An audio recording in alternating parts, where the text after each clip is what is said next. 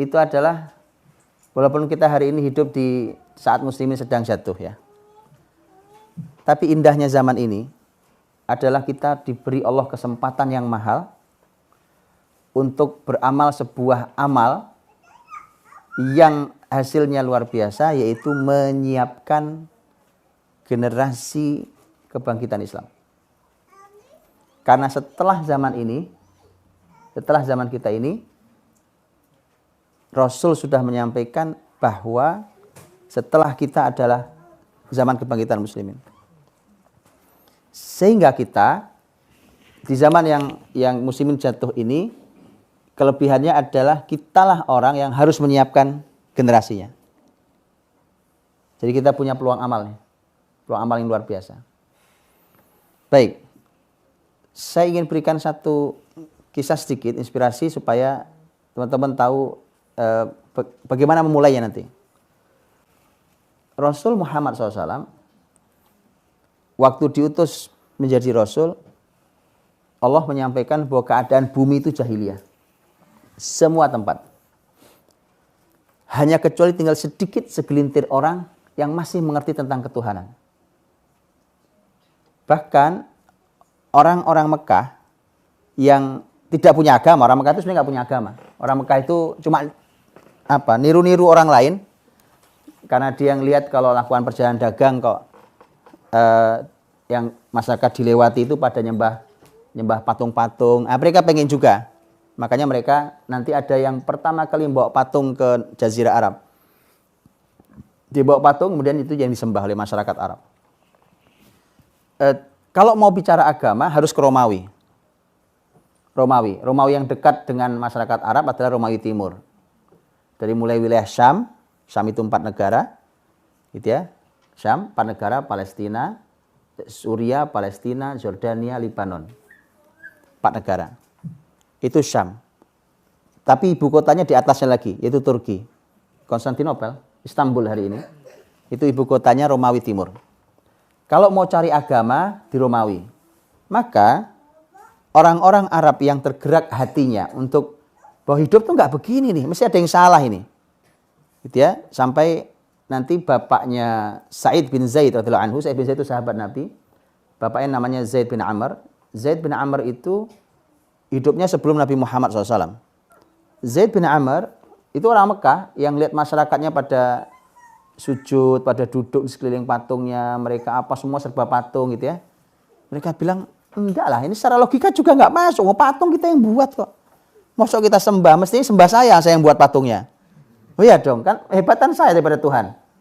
Oke, makanya enggak masuk secara logika. Dia tidak masuk secara logika itu, maka sampai akhirnya dia sujud. Sujud di hadapan ontanya. Begitu sujud, dia bilang, Tuhan, aku tahu kau ada. Aku ingin beribadah, tapi aku tidak tahu bagaimana caranya. Kemana dia pergi? Bahkan waktu itu ada 4 orang, pergi ke negeri Syam. Karena mereka tahu kalau nyari agama ke negeri Syam. Ke negeri Syam ditemui tokoh-tokoh Yahudi, tokoh-tokoh Nasrani ditemui. Ya, para rabinya, para pendeta ditemui. Tapi mereka pun sudah tidak tahu di mana agama yang asli sebenarnya. Ketika mereka cerita, orang-orang Mekah cerita, tokoh-tokoh agama malah bilang, oh kalau itu yang kamu mau, itu sudah sangat jarang yang paham. Yaitu Millah Ibrahim. Millah Ibrahim, jadi peninggalan agama Ibrahim. Mereka tahu, orang-orang Romawi tahu bahwa kalau itu ada, cuma itu yang paham ilmunya sudah sangat sedikit. Yang ada adalah pemahaman agama yang sudah kacau. Oke, itu keadaan waktu Nabi Muhammad SAW diutus. Kalau Jazirah Arab sih udah nggak dianggap, itu udah nggak ada yang dianggap. Kalau antum pengen tahu bagaimana keadaan Nusantara, bagaimana keadaan Australia di tahun-tahun itu, ya antum tinggal cek sejarahnya ya, di abad-abad itu. Keadaannya sama, nggak beda jauh. Maka antum bisa bayangkan, Nabi Muhammad SAW harus membangun generasi baru untuk mengembalikan cahaya. Itu yang kita bahas nanti. Supaya nanti kita tahu, oh gini toh pendidikan itu mulainya, begini teknisnya segala macam, mudah-mudahan gitu ya. Supaya kita tahu bahwa Nabi punya PR sebesar itu. Oke, PR sebesar itu, pertanyaan paling sederhana begini. Apakah Nabi Muhammad SAW saat itu sibuk belajar ke Persia dan belajar ke Romawi sebagai bangsa besar yang memimpin bumi saat itu. Orang Persia, masyarakat Persia berbagi dari mulai Irak, Iran pusatnya. Irak, Iran, terus membentang sampai ke timur. Terus ke wilayah bekas jajahan Soviet semua, terus ke arah bawah India, Pakistan semua gitu ya. Cina. Romawi tadi sudah bilang, Romawi itu timur dan barat, lebih kecil karenanya Persia Romawi itu kalau perang Romawi jarang menang. Persia yang menang. Kecuali setelah turun surat Ar-Rum dalam Quran. Romawi ada dua, Romawi Timur ibu kotanya Konstantinopel di Istanbul hari ini, kemudian Romawi Barat ibu kotanya di Roma Italia hari ini. Sampai hari ini nggak bergeser.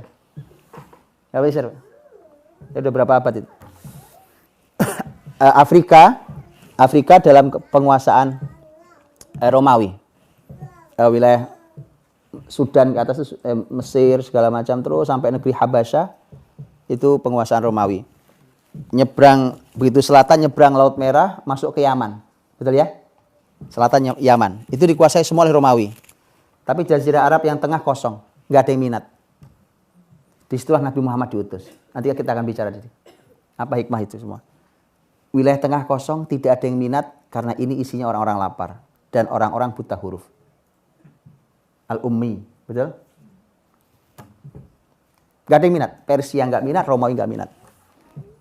Tapi Anda harus tahu bahwa dari situ hadirnya cahaya.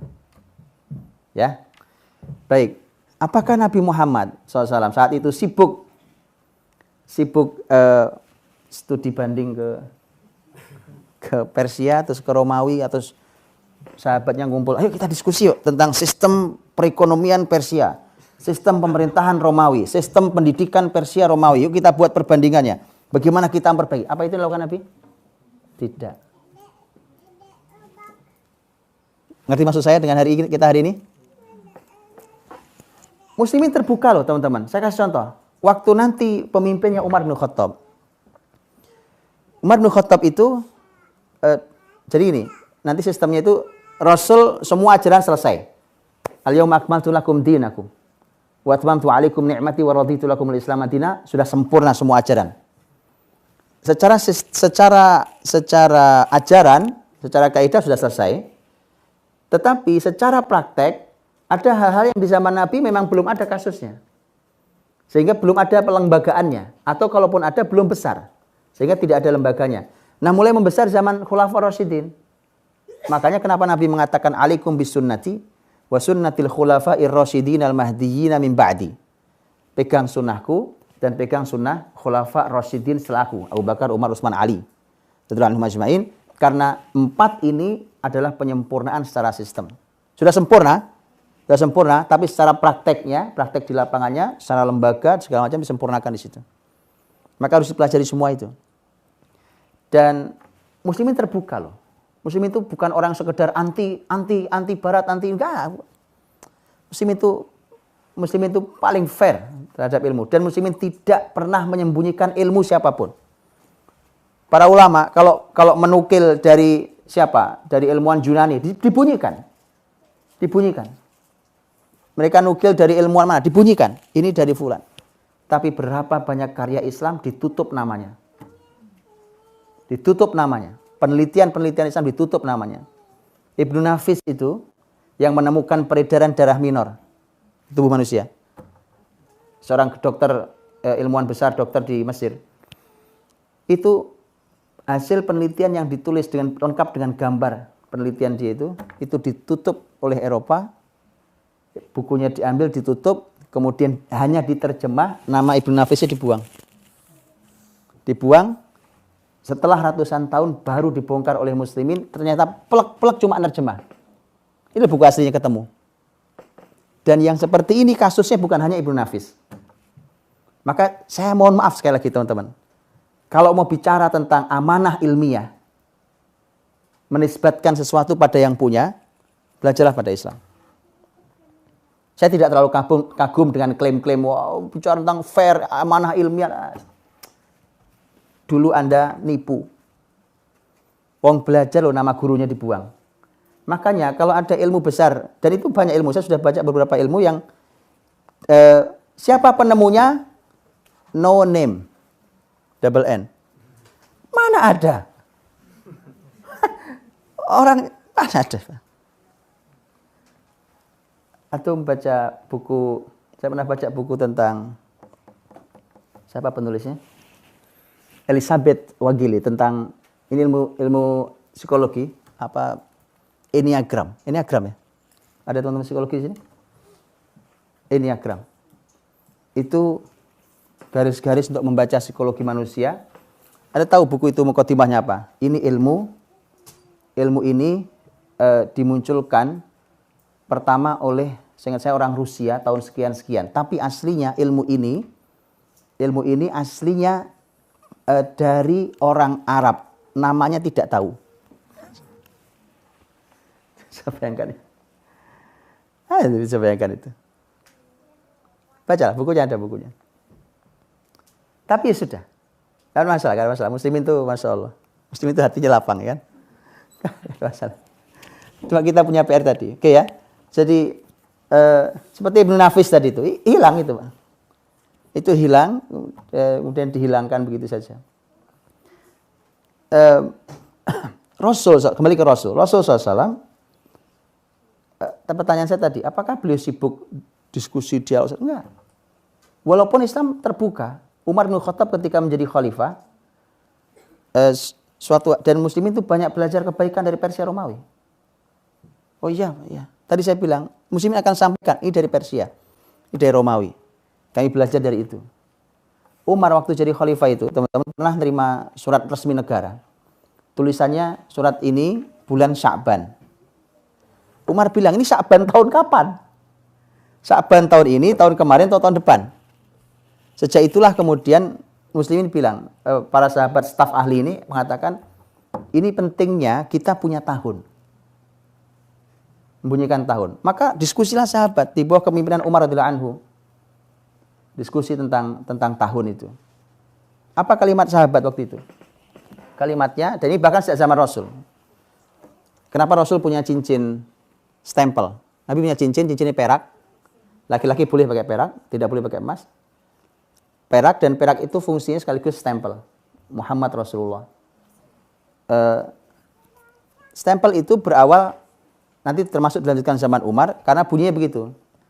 Ya Rasulullah, raja-raja Persia Romawi itu tidak mau baca sebuah surat kalau tidak ada stempelnya. Itu kalau itu buat. Artinya belajar. Anda tahu dinar dirham? Dinar mata uang emas, dirham mata uang perak, dan itu yang diusung muslimin. Sampai kapanpun. Hari ini kita memasuki zaman penjajahan keuangan. Gitu ya, kita dimiskinkan secara sistem dengan uang kertas. Ya, pasti kalau itu. Oke. Emas perak ini yang terbukti anti inflasi. Mana ada uang anti inflasi? Antum yang lama di Australia, uang Australia mengalami inflasi? Pasti, nggak mungkin nggak. Karena memang itu uang-uang itu sudah tidak ada nilai intrinsiknya, sudah nggak ada. Kalau dulu masih lumayan, di belakangnya masih ada emas, masih ada peraknya. Sekarang udah nggak ada, tinggal nyetak. Kalau nyetak saya juga bisa ngeprint, tapi saya nggak boleh. Iya kan? Bisa kita ngeprint, kan sama aja. Anda kalau mau bahan kertas, saya bisa carikan bahan kertas kayak begini, betul kan? Kenapa saya nggak boleh? Kok Anda boleh? Itu loh Pak. Umar radhiyallahu anhu ketika mengatur sistem negara saat itu harus membuat sistem, termasuk dari tahun sampai harus membuat berbagai macam kementerian, berbagai macam catatan kenegaraan segala macam yang dikenal nanti dengan ad-dawawin, diwan. Kalau bahasa Indonesia dewan. Dewan mantu pikir bahasa apaan? Ya, makanya saya sering bilang itu, kalau ada orang yang anti Arab, itu Senayan tuh harus dihapus nama-namanya. Majelis Permusyawaratan Rakyat, semua bahasa Arab. Betul tidak? Majelis bahasa apa? Itu pikir bahasa Indonesia. Cari aja bahasa Indonesianya apa coba. Bahasa Indonesianya apa itu kalau Majelis Permusyawaratan Rakyat bahasa Indonesianya apa? Tempat nongkrong rame-rame, gotong royong apa gitu. Cari aja bahasanya. Musyawarah bahasa apa? Arab. Rakyat bahasa apa? Enggak tahu antum bahasa Arab. Ra'iyah itu bahasa Arab. Ra'iyah itu bahasa Arab. DPR, singkatannya apa? Dewan. Perwakilan, wakil bahasa apa? Asih. Makanya dihapus saja itu kalau memang anti Arab gitu loh. Nah, kita bukan masalah anti bangsa, anti ini. Kenapa tiba-tiba orang yang katanya mengajari peradaban tiba-tiba rasis? Ya kan aneh kan? Coba pikir. Aneh sekali. Aneh sekali. Bukankah katanya zaman keterbukaan? Ayo terbuka yuk. Muslimin adalah masyarakat yang sangat terbuka, tapi kokoh Islamnya terbuka untuk semua. Di dalam kokoh sekali, tapi terbuka untuk semua. Kalau ada kebaikan diambil. Nggak ada masalah, diambil oleh muslimin. Tadi saya cerita tentang bagaimana Umar. Antum tahu dalam sejarah Islam, sampai sekarang disebutnya, rumah sakit. Rumah sakit itu kalau di dalam bahasa Arab sampai hari ini namanya mustasfa. Itu bahasa Arabnya. Ya, masyafi, mustasfa itu bahasa Arabnya rumah sakit. Tapi di sejarah Islam muslimin tidak mengenal mustasfa. Muslimin mengenalnya bimaristan. Bahasa apa itu? Bukan bahasa Arab. Bahasa Persia. Bimaristan itu bahasa Persia. Tempat untuk merawat orang sakit. Jadi maksudnya muslimin kalau ngambil dari mana ya dibunyikan, nggak apa-apa. Bahkan itu bunyinya. Sampai akhirnya muslimin, masyarakat Arab sekalipun menyebutnya bukan mustasfa dulu, menyebutnya bimaristan. Bimaristan, mereka singkatkan Marstan. Ya.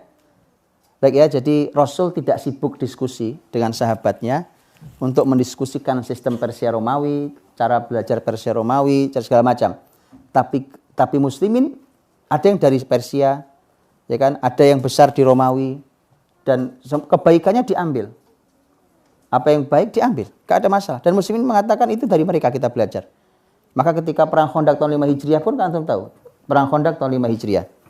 Ya kan, begitu keadaan sudah sulit karena ini musuh lebih besar daripada jumlah seluruh penduduk Madinah.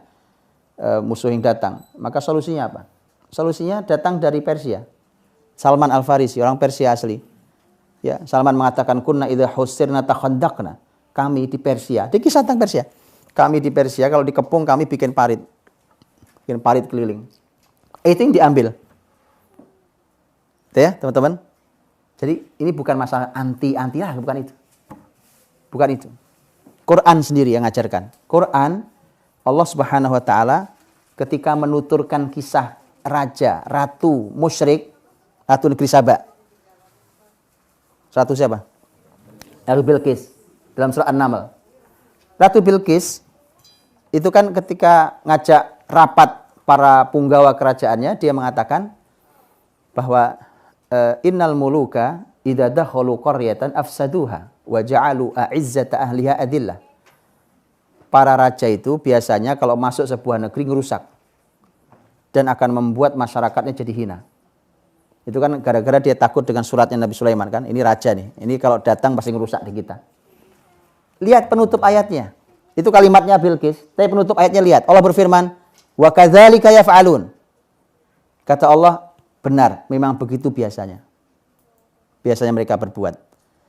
Ya subhanallah, Allah membenarkan kalimatnya orang musyrik. Kalau memang benar oleh Islam dibenarkan. Muslim itu Masya Allah, teman-teman. Ya, itu karena itu ajaran Quran. Jadi bukan cuma anti ya itu. Tapi Anda harus tahu, Nabi tidak sibuk mendiskusikan sistem, aturan atau apapun konsep dari Persia dan Romawi. Karena Islam punya konsep sistemnya. Kita insya Allah akan bicara di lepas dulu insya Allah nanti. Wallahu a'lam bishawab. Baik. Alhamdulillah kita lanjutkan teman-teman. Seperti yang tadi sudah saya sampaikan. Kita yang kedua ini akan bicara tentang bagaimana generasi itu dididik. Semua cerita di depan tadi itu bagaimana produk generasinya di peradaban, maka seperti apa mendidiknya. Dan teman-teman di awal saya ingin sampaikan begini, disebutkan di dalam sejarah bahwa nabi-nabi itu punya pekerjaan berbeda-beda, pekerjaan untuk nyari penghidupan. Disebutkan kalau Nabi Adam itu bertani. Itu bumi sedang baru-baru luar biasa ya. Nanti ada Nabi Idris yang beliaulah yang pertama kali membuat baju, menjahit baju. Jadi baju kayak kita sekarang ini, antum tahu kalau baju dulu kan cuma dilipat kayak orang umroh itu, ya, maka dijahit itu oleh Nabi Idris alaihissalam. Nabi Dawud alaihissalam itu ahli besi dan beliau, walau beliau raja, beliau tidak ngambil gaji dari posisinya sebagai raja, tapi beliau mencari uangnya dengan cara membuat baju besi untuk perang. Karena Allah memberikan kelebihan pada Dawud, wa alanna lahul hadid, kami buat menjadi meleleh besi di tangan Daud. Begitu seterusnya, Nabi Nuh umpamanya, Nabi Nuh itu an-najjar. Najjar itu memang ahli dalam masalah perkayuan. Makanya beliau membuat kapal itu tidak sembarang. Tidak sembarang, itu membuat kapal yang daya tampung dan ketahanannya di atas gelombang yang sebesar gunung, itu nggak sembarang. Itu perlu orang ahli. Saya belum lama mengisi kampus perkapalan, ya, dan saya tanya kepada itu ada dosen-dosen mahasiswa. Saya bilang, kayak apa ketahanan kapal yang menghadapi hantaman ombak setinggi gunung? Karena Quran mengatakan setinggi gunung. Mereka bilang, wah itu kapal nggak sembarang, ya. Bisa bayangkan kemampuan Nabi Nuh alaihissalam, karena beliau punya kemampuan an-najjar, ahli dalam masalah perkayuan. Nabi Muhammad pedagang, tujar, tajir, beliau pedagang. Berbeda-beda pekerjaan itu, tetapi mereka semua punya pekerjaan yang sama, yaitu sebagai guru. Semua nabi adalah guru untuk umatnya. Maka pendidikan itu dengan tugas sebagai guru, sebagai dosen, orang tua yang mendidik, bapak ibu guru, bapak ibu dosen, itu adalah merupakan pekerjaan yang paling utama, berpusarnya di situ sebenarnya. Maka jangan heran kalau di dalam peradaban Islam dulu gaji tertinggi itu adalah guru. Wajar kan? Wajarlah. Karena tidak ada para ahli di berbagai bidang itu kecuali adanya guru yang melahirkan, normal lah. Gitu ya. Kalau mereka dapat penghargaan tertinggi. Gitu ya. Lihat bagaimana Islam memberi penghargaan sesuai dengan fungsi. Ya. Saya tidak tahu kalau di sini. Tapi kalau di Indonesia agak mengenaskan ya. Baik. Kemudian yang mau saya sampaikan sekarang ini adalah bagaimana mendidik itu ini cocok untuk kita secara pribadi di rumah masing-masing atau kita membuat lembaga pendidikan. Karena dalam Islam tadi saya katakan, zaman Nabi itu bisa jadi hanya aktivitas yang sifatnya kecil, tapi begitu berjalan dia menjadi sebuah sistem besar. Ya, nanti saya akan bercerita sampai tema lembaga pendidikan. Bagaimana pendidikan sampai menjadi sebuah lembaga pendidikan dalam sejarah Islam. Baik, teman-teman rahmati Allah. Atau saya ingin bicara dari akhir deh. Saya bicara dari akhir. Puncaknya akhirnya. Kalau kita baca di berbagai literatur tentang tarikh al-madaris, sejarah madrasah. Ada juga buku tentang tarikh al-madaris juga ada. Sebutan madrasah itu dulu bukan hanya untuk level seperti kita pahami. Kalau di negara-negara Islam di Indonesia itu madrasah itu biasanya madrasah ibtidaiyah, madrasah sanawiyah, madrasah aliyah, atau madrasah ada yang mutawassithah, ada yang sanawiyah dan seterusnya. Madrasah itu di dalam Islam dulu adalah merupakan jenjang setelah jenjang dasar. Jenjang dasar. Jadi jenjang dasar itu dulu disebutnya dengan kutab, jamaknya al-katatib. Kemudian setelah itu madrasah. Jadi jenjang Islam itu cuma 2 di dalam Islam itu. Kalau Arabnya tulisannya gini, ini ada al-kutab, gitu ya. Al-Kutab, kemudian ada Al-Madrasah. Jamaknya madaris. Ini jenjang dasar nih. Dia jenjang dasar dalam Islam yang dulu biasanya ini hanya kurang lebih sekitar 5 sampai 12 tahun. Setelahnya 12 ke atas gitu ya. 12 ke atas itu namanya madrasah. Sehingga dulu universitas itu ya madrasah. Madrasah Tibbiyah, itu madrasah Tibbiyah itu fakultas kedokteran. Namanya madrasah Tibbiyah, gitu ya. Atau kalau kampus besarnya madrasah dulu ada kampus pertama di muka bumi ini, ada yang diakui oleh UNESCO. UNESCO menyampaikan bahwa universitas pertama di dunia itu adalah Jami' Al-Qarawiyyin. Jadi UNESCO mengakui itu ya, Jami' Al-Qarawiyyin. Di kota Fes, Maroko. Di Maroko. Madrasah namanya, Madrasah Qarawiyyin, itu universitas. Ya, nanti dan saya sudah kalau di mengajar kemarin saya sudah sampaikan di sebagian. Jami' itu sebenarnya masjid jami' itu. Kan kita suka nyebut masjid jami'. Itu jami' itu masjid jami'. Ada masjid biasa, ada masjid jami'. Masjid jami' itu adalah masjid yang dipakai buat Jumatan. Gitu. Jadi sholat 5 waktu plus Jumatan. Karena ada masjid yang tidak dipakai Jumatan.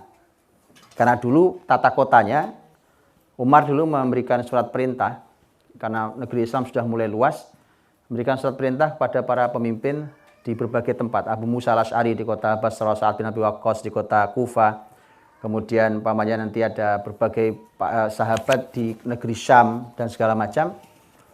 Perintahnya adalah buatkan masjid-masjid di setiap suku. Di setiap kabilah-kabilah, suku-suku buatkan masjid-masjid. Tapi kalau Jumatan mereka harus ke kota.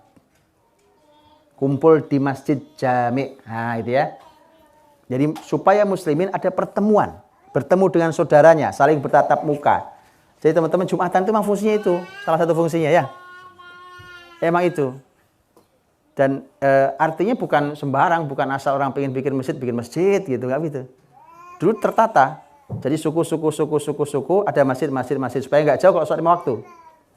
Oke, tapi kalau Jumatan mereka harus bergerak ke tengah kota, masuk ke kota, di sana ada masjid jami'. Dan itu konsep Nabi dulu. Konsep Nabi dulu juga gitu. Nah, Jami' Qarawiyyin ini adalah universitas. Memang aslinya masjid, dan supaya antum tahu, makanya nanti di dalam bahasa Arab menjadi jami'ah. Jami'ah itu artinya universitas. University apa artinya? University apa artinya? Oh, ini kumpul. Jami' itu ngumpul. Memang Jumatan itu buat ngumpulin. Jadi memang tidak bisa dibahasakan hari ini. Justru itu bahasanya nurut Islam ini. Ya kenapa dinamakan jami'ah kok ngumpul? Apa cuma sekedar kumpul? Bukan kumpul-kumpul. Karena idenya awalnya adalah masjid. Di masjid itulah dibuat kelas-kelas kampus. Disitulah berbagai pakar mengajarkan di kelas-kelas masjid. Gitu ya. Dan kemudian ini akhirnya menjadi jami'ah namanya. Gitu ya. Teman-teman, ini nanti juga konsep sangat mendasar. Ini juga menentukan kualitas, nggak sembarang. Walaupun ini terlihat ini adalah sistemnya, tapi ini berhubungan dengan kualitas. Antum tahu, contoh Jami' Qarawiyyin atau manapun lah.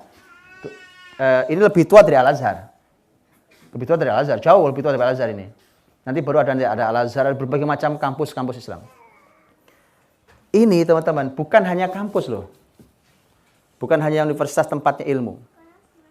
Negara itu kalau mereka perlu membuat kebijakan sangat penting seperti tentang masalah keamanan, perdamaian atau perang, itu datang ke sini.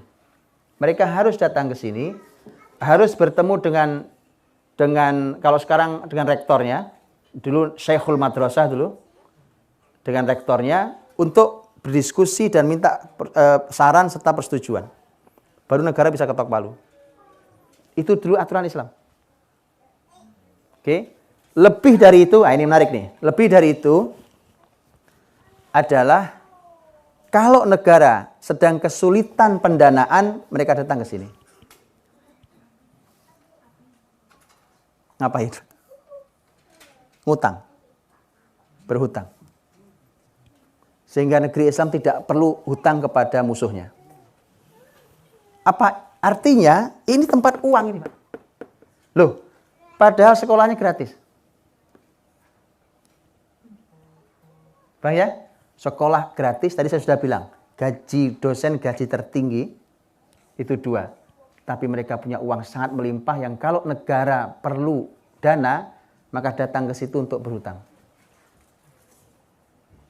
Tahu cara sistemnya? Ya. Ini ada konsep sangat menarik, tapi ini bukan waktu kita, saya lebih suka nanti bicara, karena ini di yang lain berbeda. Nanti kita akan bicara mendidiknya, itu wakaf produktif. Wakaf produktif. Ini pembahasan besar sendiri yang ini jawaban. Ya, tentu sana ada donasi, tapi donasi ini bukan jadi sandaran sistemik. Dia nggak bisa jadi sandaran kokoh. Nah, donasi itu lemah banget. Ya, sebesar apapun kalau donasi itu lemah. Tapi Islam memiliki sistem namanya wakaf produktif dan ini ada ilmunya besar sekali di sini dan inilah yang membuat sekokoh itu. Sehingga satu, pendidikan itu bukan bisnis.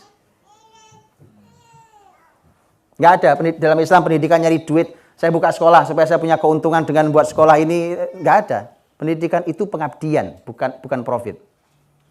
Pengabdian. Nanti beda teman-teman. Dari ruh itu, hasil ke anak didik akan berbeda hasilnya. Jelas berbeda. Ini kalau saya cukup waktu saya akan urai. Dari sini kemana larinya? Kenapa sampai berpengaruh pada kualitasnya ada? Ya, jadi dia bukan bisnis. Dan benar bahwa yang kedua pendidikan itu untuk semua. Kan si kaya masuk, si miskin masuk, ya kan nggak ada masalah. Tinggal masuk saja. Dan yang ketiga, ternyata tombol negara itu on off-nya di kampus. Perang, klik perang. Damai, klik damai. Dana, klik dana gitu ya. Itu on off-nya di kampus. Anda bisa bayangkan itu. Oke.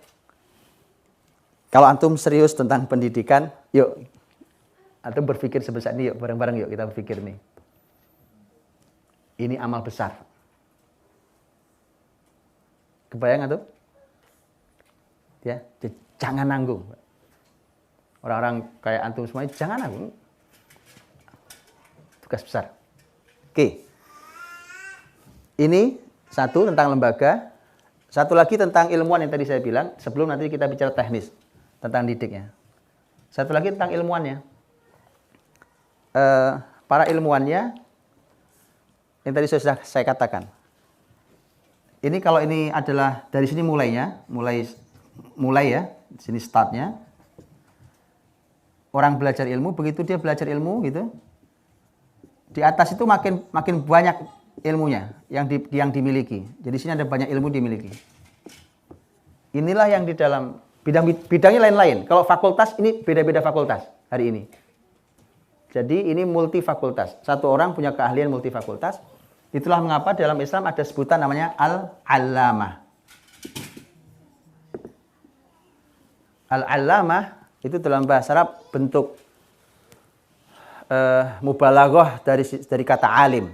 Kalau alim orang alim, tapi allamah itu orang sangat alim. Hari ini kalau gelar kampus tertinggi profesor kan? Oke, profesor. Profesor itu kan antum tahu, kalau ini ada satu ilmu di sini, maka subnya ilmu di sini jadi profesor ini bunyi sama kan, betul? Ini satu fakultas nih, fakultas. Jadi dia hanya ahli di sini, bukan begitu? Betul ya, betul dokter? Oke. Jadi hasil akhirnya sudah berbeda. Terus kita nanya, apa bisa dikembalikan? Loh, kenapa tidak? Loh, apa waktunya cukup? Nah itu, kita akan lihat nanti di mana efektif dan produktifnya muslimin dengan usia anak-anaknya. Karena masalah kita nanti masalah dari mulai langkah yang paling dasar. Itu menjadi masalah. Sehingga nggak sampai, ini nggak akan sampai. Ini aja ngos-ngosan ya kan? Iya. Oke ya, gitu ya, teman-teman. Nah, ini saya bicara dari akhir, produk peradabannya antum sudah tahu. Produk peradabannya antum lihat yang tadi saya cerita banyak tentang. Oke. Pertanyaan kita mulai dari sangat dasar tentang bagaimana pendidikan itu. Bagaimana mendidiknya. Saya ingin mulai dari yang karena semua hal dalam Islam itu ngacunya kan ke Rasul. Nggak ada yang lain kan? Ngacu ke Rasul SAW. Rasulullah SAW jadi waktu tugas Nabi adalah tugasnya mengembalikan cahaya Allah di bumi dan menghapus gelapnya jahiliyah. Nabi nggak mungkin sendiri, maka Nabi mendidik para sahabatnya. Baik, mendidik sahabat, ya sudah, adanya siapa? Ya adanya itu Abu Bakar, Umar, ya kan? Sebelum Umar malah sebelumnya ada Abdurrahman, ada Utsman, ada Ali, ada Abdurrahman bin Auf, ada Talha, ada Zubair, nanti masuk Umar dan seterusnya. Bahkan ada yang levelnya adalah level budak kayak Bilal, mantan budak, ya kan, kayak Bilal, orang miskin kayak Ammar bin Yasir dan keluarganya, dan seterusnya. Dah, itu yang ada. Cuma itu yang ada tuh. Mana masyarakat Arab, kan antum tahu, masyarakat Arab dikenal sebagai masyarakat yang ummiyin. Masyarakat yang tidak bisa baca tulis. Sudah, gimana terusan? Masyarakat baca tulis saja tidak bisa, tugasnya sebumi. Jadi sebenarnya tugas kita hari ini bukannya lebih mudah. Antum udah pinter-pinter. Betul? Antum sudah lebih dari bukan pembahasan buta huruf. Masyarakat Arab buta huruf. Huwallazi ba'atsa fil ummiyin rasulam minhum yatlu alaihim ayatina dan seterusnya. Masyarakat ummi jadi disulap. Jadi kayak sulap memang, Pak. Disulap tiba-tiba menjadi pemimpin bumi. Ya. Maka Rasul. Nah, saya coba ingin mudahkan nanti sebagai kunci untuk supaya Bapak Ibu bisa melanjutkan. Rasul SAW mendidik sahabat pakai kurikulum apa? Nabi punya kurikulumnya apa? Quran. Selain Quran ada yang lain? Apa lagi kurikulumnya apa? Kan kalau kita kurikulumnya banyak banget kurikulumnya. Kurikulum Australia, kurikulum Cambridge, kurikulum Indonesia, kurikulum Saudi, kurikulum Mesir, kurikulum banyak kurikulum kita. Apa lagi kurikulumnya lain? Quran. Kan itu Quran kan? Nabi kurikulumnya apa lagi? Lihat teman-teman, sampai kita aja nggak tahu kurikulumnya apa. Emang nggak ada kurikulum memang, sudah nggak ada lain memang. Memang tidak ada lain. Yang satu lagi adalah yang kalau sunnah itu hadis Nabi SAW, sunnah itu adalah ini bimbingan Allah melalui Jibril langsung ke Rasul tapi tidak masuk dalam ayat. Maksudnya tema sunnah. Nanti oleh ulama akan digali dengan berbagai macam ilmu alat, keluarlah berbagai macam ilmu yang tafsir fikih, melahirkan berbagai ilmu alat usul fikih, qawaid fiqhiyah, usul tafsir, ulumul Quran, segala macam. Ya.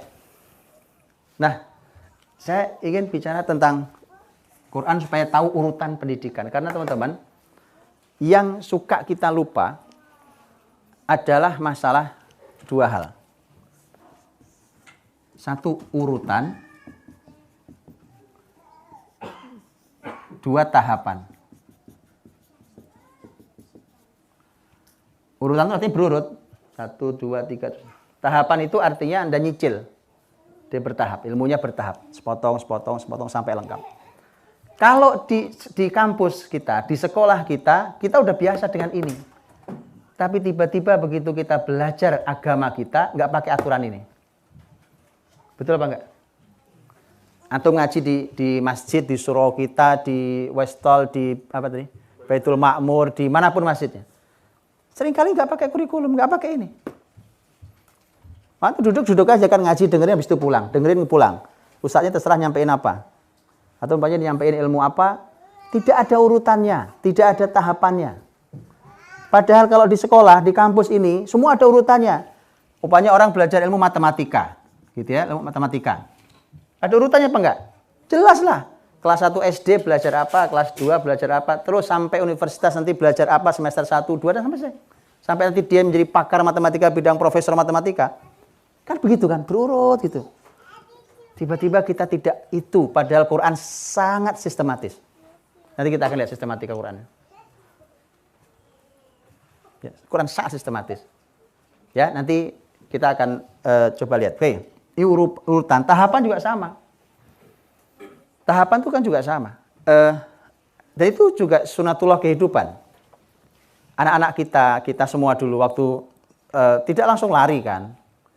Belajar duduk, bahkan belajar miring-miring dulu, belajar duduk, kemudian belajar jalan terjatuh-jatuh, baru lari. Baru kita kokoh bisa lari luar biasa. Begitu tahapannya.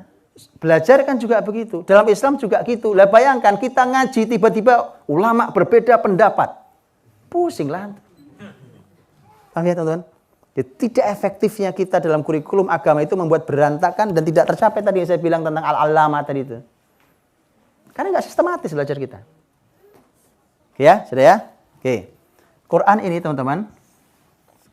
Quran ini para ahli Quran menyampaikan bahwa kalau urutan turun, ini 0, ini di Mekah ya, bersama Nabi SAW. Kemudian ini 13 tahun di sini. Kemudian ini Nabi SAW wafat. Ini saya kasih nama aja. Ini hijrah. Ya, ini Madinah. Ini Mekahnya. Itu. Ini 13 tahun, ini 10 tahun. Quran turun sepanjang ini, bukan begitu? Ya kita lihat. Kita lihat bagaimana sistematika yang luar biasa untuk membangun generasi, didik generasi. Dan ini harus kita pakai. Kalau mau betul dalam pendidikan rumah kita, lembaga pendidikan kita harus pakai kurikulumnya. Ada buku bagus. Bagus banget bukunya. Penulisnya seorang dosen, masih muda, seorang doktor, dosen di Riyadh, setahu saya. Ya di Riyadh. Orang Yaman, saya komunikasi dengan beliau karena saya waktu itu nanya bukunya, karena beliau nulis buku yang menarik buat saya. Judulnya Kaifa Yubarmijul Qur'anul Hayah. Kaifa Yubarmij Al-Qur'an Hayah. Bagaimana Quran memprogram kehidupan. Itu buku jilid pertama yang waktu itu saya dikasih oleh beliau. Karena itu buku beberapa jilid itu beliau sebagai seorang ahli beberapa ilmu. Beliau mengkaji Quran berdasarkan urutan turun. Quran itu kan ada 2 urutan.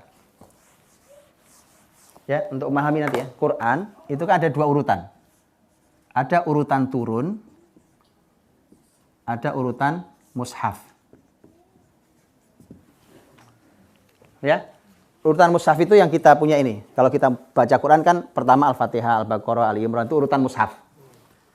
Tapi urutan turun kan tidak itu urutannya. Betul ya? Yang pertama turun surat Al-Alaq kan gitu ya. Yang kedua turun nanti surat ulama ada kalau riwayat Ibnu Abbas ada Al-Mudatsir, Al-Qalam, Al-Mudatsir, Al-Muzammil, Al-Fatihah. Al-Fatihah malah yang kelima. Gitu. Ya, itu urutan turun. Nah, kalau urutan mushaf sudah banyak tafsirnya. Hampir rata-rata tafsir itu urutan mushaf. Ya kan betul ya? Buku tafsir kalau antum buka urutan. Nah, beberapa ulama termasuk beliau ini menulis tafsir berdasarkan urutan turun. Lihat salah satu hasilnya. Lihat salah satu hasilnya, teman-teman. Ternyata berdasarkan urutan turun itu ternyata ajaibnya dia terbagi 3. Hasilnya terbagi 3. Hasil yang pertama karena awalnya beliau mengkaji dari mulai Al-Alaq itu dikaji isinya terus ditulis. Begitu sampai surat yang ke-38 turun. Ya, ke-38. Masuk ke 39 dia berhenti. Karena kok berubah rasanya. Nah ya, sudah berubah nih rasanya, temanya kelihatan sekali berubah. Maka diberhentikan di 38, terus begitu dicek masuklah nanti beliau ke 39 dan seterusnya. Begitu dianalisa ternyata, subhanallah, bukankah 38 itu kurang lebih sepertiga? Betul nggak Pak?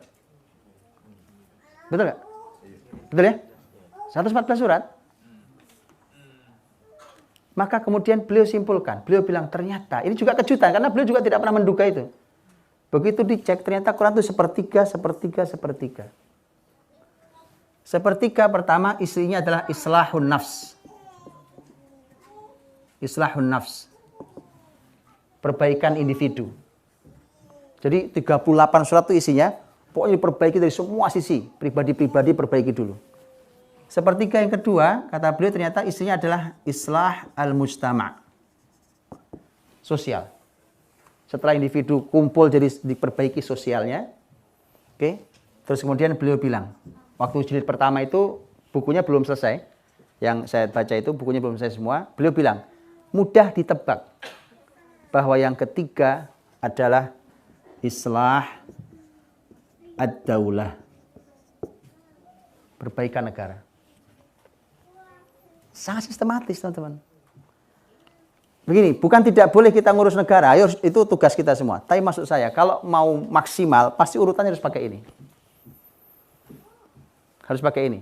Makanya siapkan generasi ini supaya kita perbaiki sosialnya, setelah itu negara kita perbaiki. Dengan didikan-didikan tuh. Ya, oke. Nah, ini nggak nyaman ya cara ini. Gini. Cek. Ini urutan turun. Kemudian, teman-teman, saya bicara di sini sekarang. Di sini ini Mekah, kemudian Nabi hijrah, kemudian Madinah, 13 dan 10. Para ahli ilmu mengatakan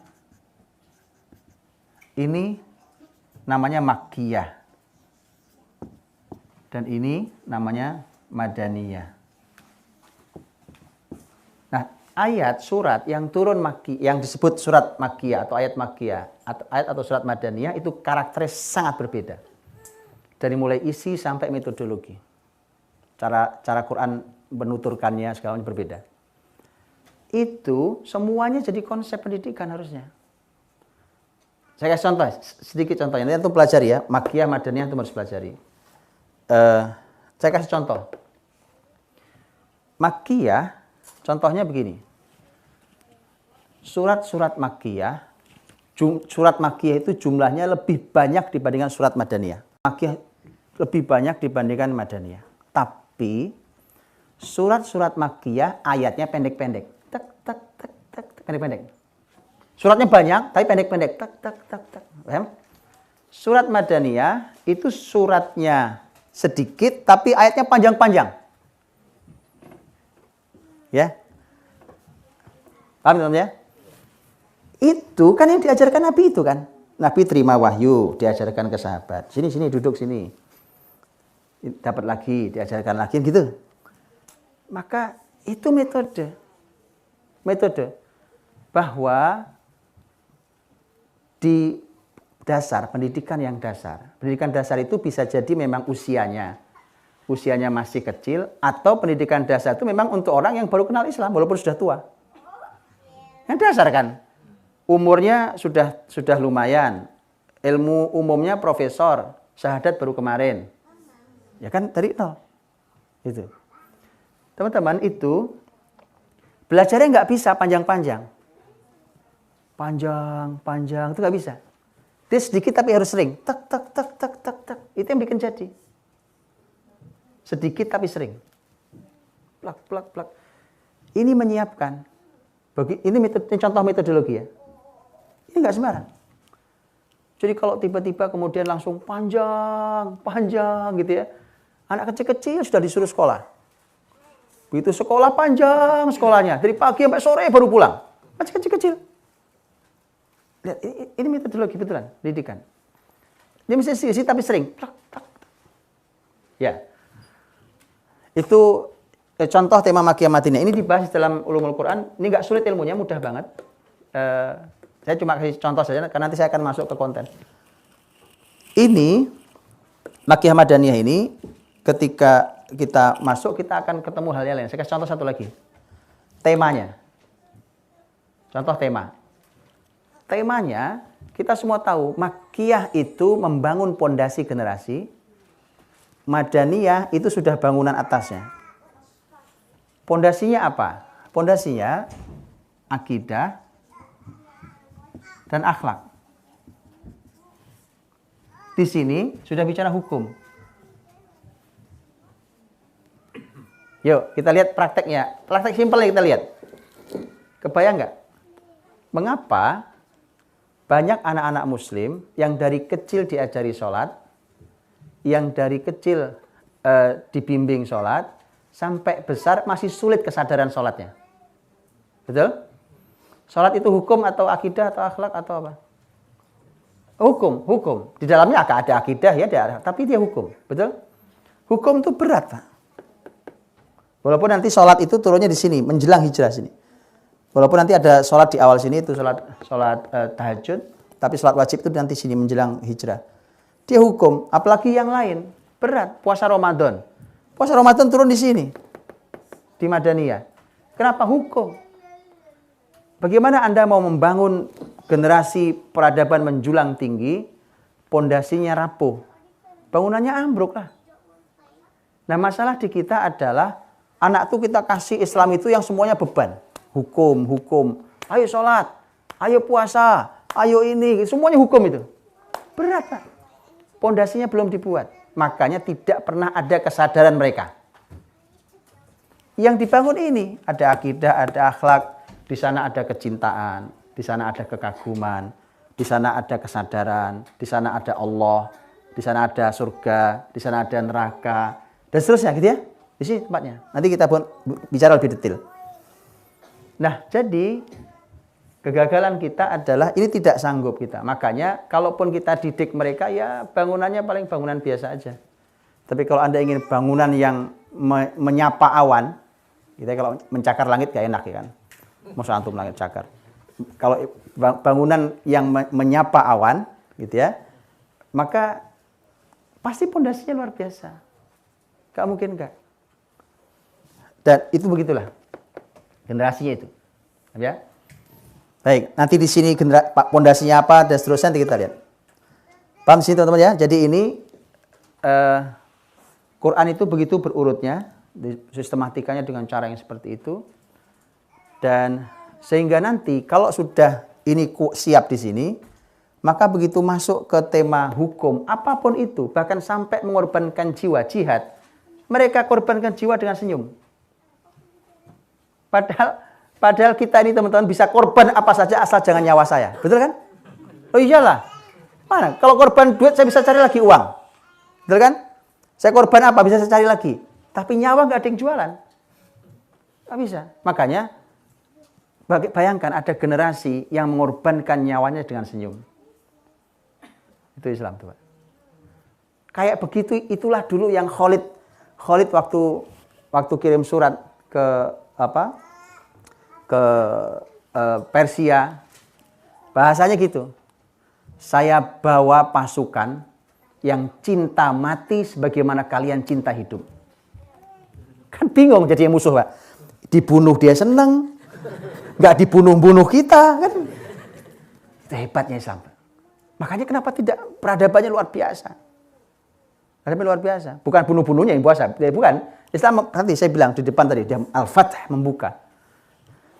Ya, itu karena ada pondasi yang sangat kokoh. Apalagi cuma berkorban ngasih uang saudaranya itu simpel banget, Pak.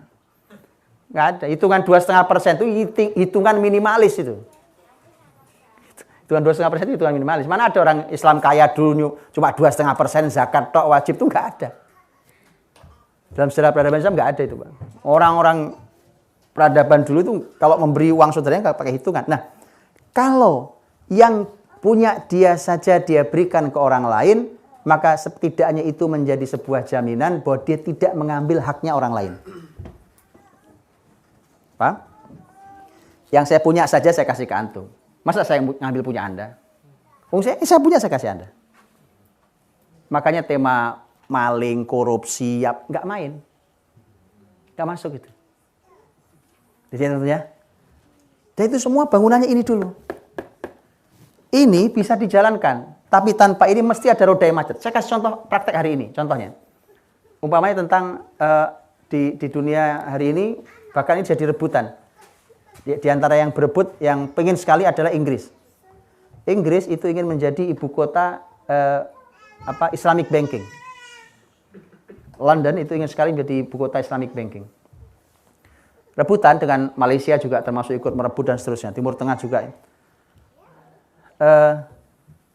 itu keuangan, ya. Keuangan itu berarti tema hukum di sini. Ini bisa dijalankan. Tema muamalah itu kan bisa dijalankan oleh siapapun kan.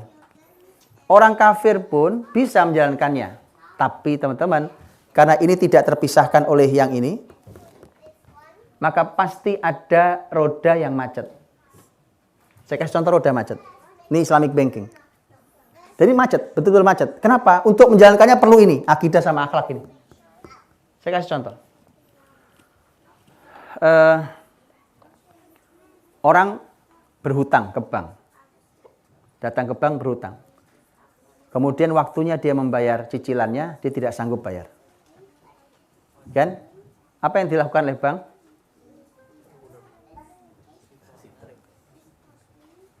Sebelum sita. Denda, betul?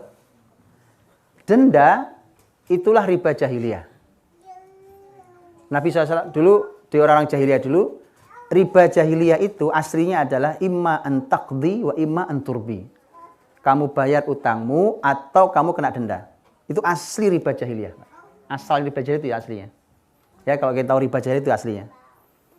Maka itu kan dihindari oleh Islamic banking kan. Gimana caranya tapi? Wong ini duit ketahan di dia. Akhirnya kan sulit dijalankan. Kalau orang kafir sulit karena berhitung. Lah ini gimana? Uang tertahan sekian di dia macet. Kredit macet ini. Dan seterusnya. Anda tahu Quran ngajari apa? Surat Al-Baqarah. Itu bicara akidah. Nggak jalan. Ini pasti rodanya nggak jalan. Quran mengatakan wa in kana dzu usratin fanadhiratun ila maisarah. Kalau betul orang itu kesulitan, maka Anda harus memberi tunda sampai dia lapang. Rugilah bisnis. Ya kan? Maka saya bilang, mesti macet. Mesti ada roda yang macet. Kenapa? Muslim bisa menjalankan ayat itu karena dia ingat umpamanya janji Rasul. Wallahu fi aunil abdi ma kanal abdu fi auni akhi. Allah akan membantu hamba sepanjang hamba masih mau bantu saudaranya. Itu kan perlu keyakinan, Pak. Nggak bisa, mesti macet itu. Sistem itu pasti macet. Makanya antum cek deh di Indonesia dan di banyak negara juga. Itu qardun hasan, pinjaman tanpa bunga, pinjaman tanpa keuntungan, ya pinjaman satu balik satu gitu ya. Itu prosentase di Islamic banking kecil banget. Kecil banget lah. Mereka akan pikir lah, ini gimana kalau kita tidak ada keuntungannya, gimana memutar lembaga ini? Karena tadi teman-teman ya, masih ada roda yang macet. Dan satu lagi memang karena sistem belum utuh, jadi kemudian pasti macet roda. Oke. Nah ini contoh makiyah madaniyah. Satu lagi, ini penting sekali. Satu lagi, para ulama memberikan catatan penting. Kisah umat terdahulu sebelum Nabi Muhammad yang ada di Quran. Jadi Quran itu teman-teman ada dibagi 3.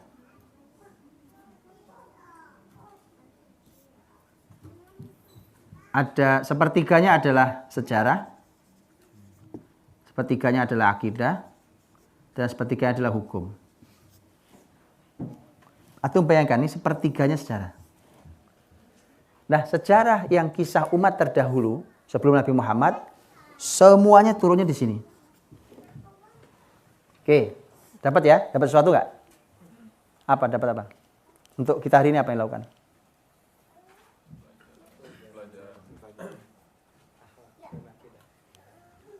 Antum punya kesimpulan apa? Ini, coba data ini apa kesimpulannya apa? Datanya? Ya, kesimpulannya apa? Nah,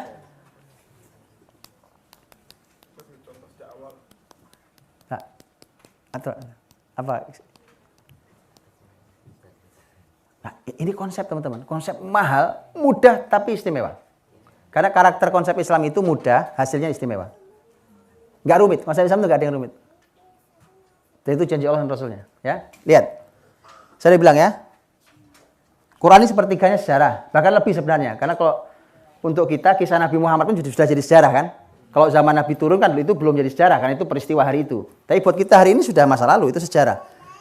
Tapi kalau sejarah umat terdahulu itu kurang lebih sepertiga itu, para ulama mengatakan itu turunnya Makkiyah. Semua turun di sini, 13 tahun itu. Bayangkan sepertiga Quran, padahal yang turun di sini, ini kan sepertiga Quran ini, turunnya semua di Mekah ini. Maka bisa terbayang bahwa Mekah ini 13 tahun itu diguyuri oleh kisah sejarah. Ayat itu turun kisah semua. Antum tahu? Maka itulah kurikulum dasar. Sejarah.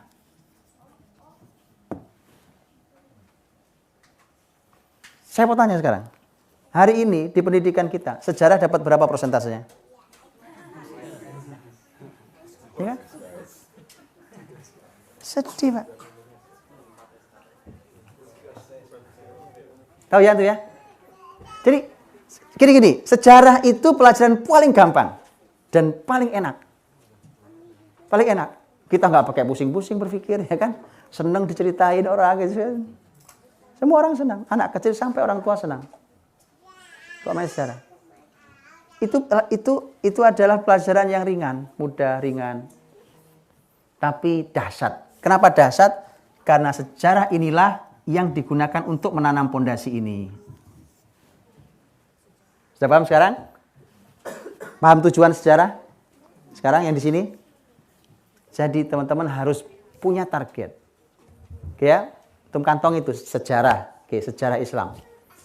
Sejarah Islam itu diguyur di sini, di Makkiyah ini targetnya kan untuk bangun pondasi ini. Jadi akidah dibangun dengan sejarah, akhlak dibangun dengan sejarah. Bisa caranya?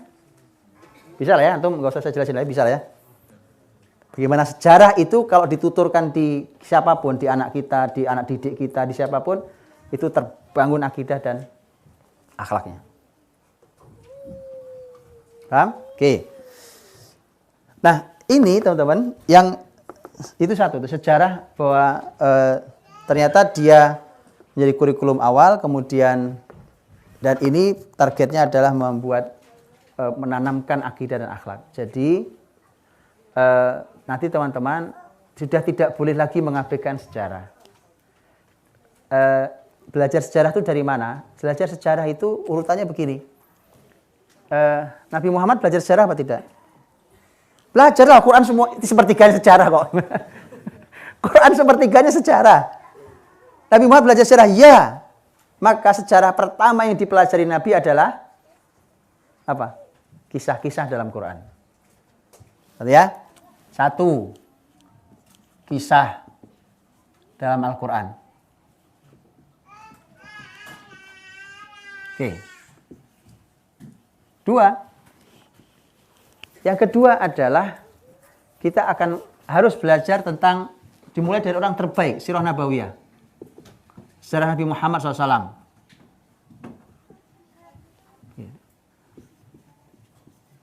Sudah? Tiga,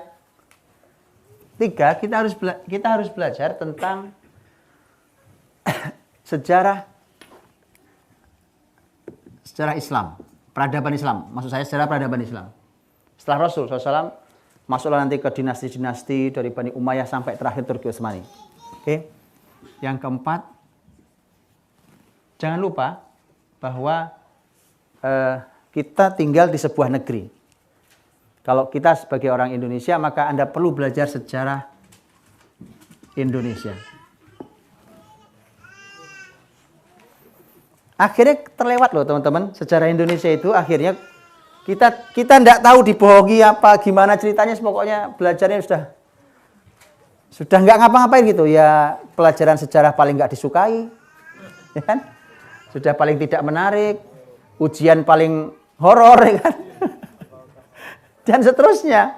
Bagaimana ceritanya itu? Ini kesalahannya memang fatal. Karena antum tahu bagaimana dikisahkan tuh enak didengar. Kemudian itu bahkan bisa mengaduk rasa, bisa membangkitkan kita, bisa menggerakkan kita gitu loh. Ya kan? Orang terbangun visinya, kuat keyakinannya, yang tadinya lemah bangkit lagi gitu. Itu dengan bertutur sejarah. Berarti kan ada yang salah pada kurikulum, ada yang salah pada pengajarnya.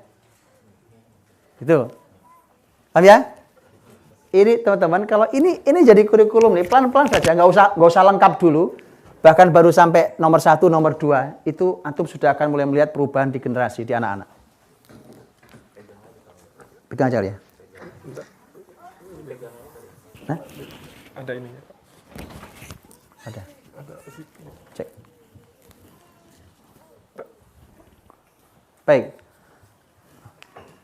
Jadi 1, 2 saja kalau antum sudah teman-teman kalau pelajari, kemudian itu disampaikan dengan tapi pakai target ya. Bukan cuma orang bertutur, bercerita saja sudah mengubah itu. Dan itu tidak sulit. Saya kasih contoh prakteknya. Prakteknya sederhana banget. Ini pentingnya orang tua kalau sama anaknya juga bercerita, bertutur. Kalau ngobrol tuh ada yang dituturkan. Nanti sampai level tingginya gini. Kalau bertutur biasa ya, antum tahu cara berkisah ke anak-anak segala macam. Hasil akhir nanti. Saya kasih contoh, saya pernah umpamanya memberikan masukan tentang pendidikan di sebuah lembaga pendidikan. Ketika bicara tentang konsep pendidikan dalam Islam itu, kemudian karena sekolah itu sudah berjalan, kan tidak mudah mengubahnya. Sudah berjalan, muridnya sudah banyak, wah ini susah ngubahnya. Saya bilang gini, mulailah dari yang paling kecil sampai terlihat hasilnya. Karena kalau terlihat hasilnya, orang tua akan bertanya-tanya, bagaimana caranya? Nanti antum baru tawarkan yang berikutnya. Saya bilang saya tawarkan sesuatu yang tidak mengubah jam pelajaran, tidak mengubah pelajaran sama sekali. Simple, sederhana. Apa caranya? Ini. Gimana caranya? Gampang, saya bilang, gampang. Gini nih. Ini nggak ngubah apa-apa. Setiap jam pertama, ini gara-garanya karena sekolahnya nggak bisa diubah sistemnya. Kalau bisa diubah nggak begini caranya ya. Ini minimal banget ya. Saya bilang setiap jam pertama, ini sudah saya tuturkan, sampaikan di banyak sekolah. Siapapun yang memegang jam pertama, begitu gurunya masuk, dia mulai pelajaran, maka dia harus memulai dengan sejarah. 5 menit paling lama, jangan lama-lama. 5 menit, nggak usah lama 5 menit. Cuma, saya minta dibuat target. Contoh. Saya bilang umpamanya bikinnya per pekan.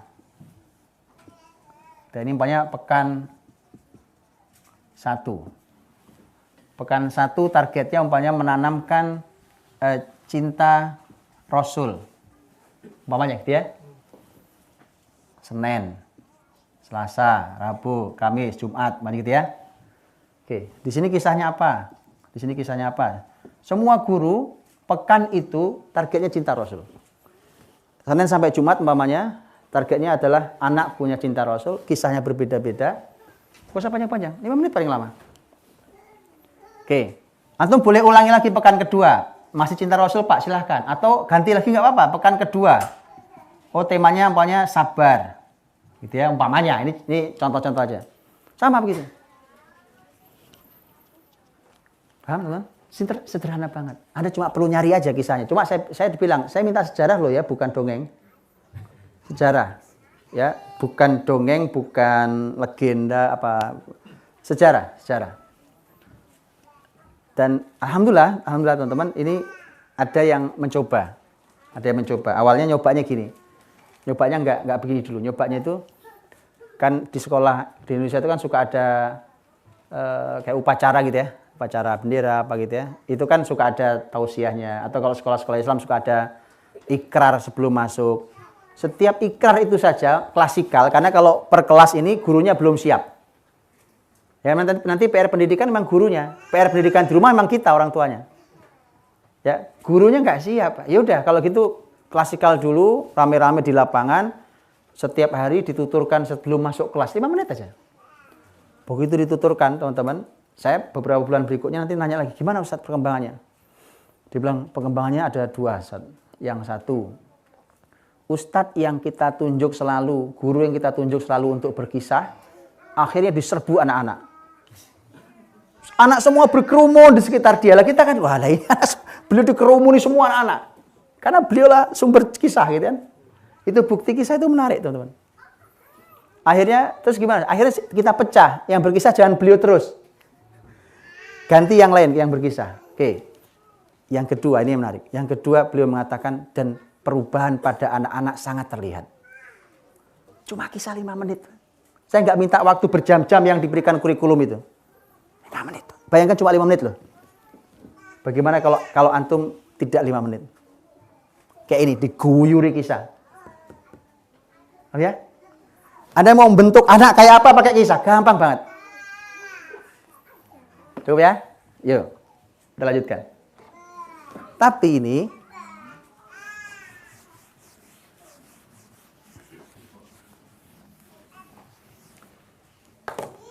ada kalimat yang kemarin juga saya sampaikan di kajian di SK.